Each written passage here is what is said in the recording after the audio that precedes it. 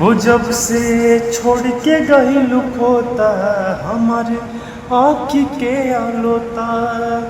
हाँ, जब से छोड़ के गइलू खोता हमारे आँखी के आलोता। न उंघाई आवता मन लागत नइखे कतही हमर बाबूजी। अगुरुआई आवता मन लागत नइखे कतही हमर बाबूजी।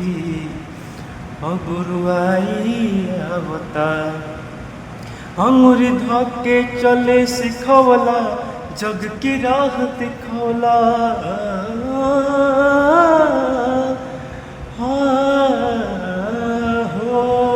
अंगुरी धके चले सिखवला जग के राह दिखवला। कहानी मन कहाँ बाउर एक एक बात बतौला।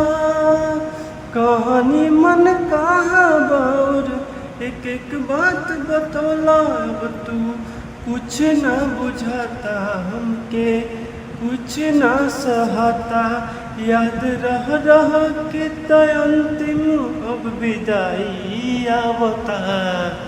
मन लागत नइखे कतही हमर बाबूजी। अगुरुआई आवता मन लागत नइखे कतही हमर बाबूजी।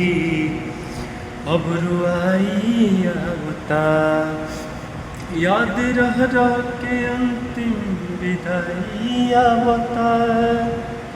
इतने बात के सबूर बाकी दुनिया के रीत बा।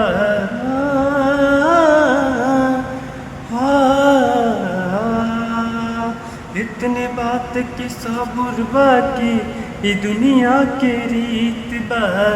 मन के पंछी के उड़ जाते सुनाई संगीत बा। मन के पंछी के उड़ जाते सुनाई संगीत बा। प्यार पल पल जतावल नेह गुस्सा में दिखावल। याद बचपन के पढ़ावल अब पढ़ाई आवता। मन लागत नइखे कतही हमर बाबूजी। अगुरुआई आवता मन लागत नइखे कतही हमर बाबूजी। अगुरुआई आवता।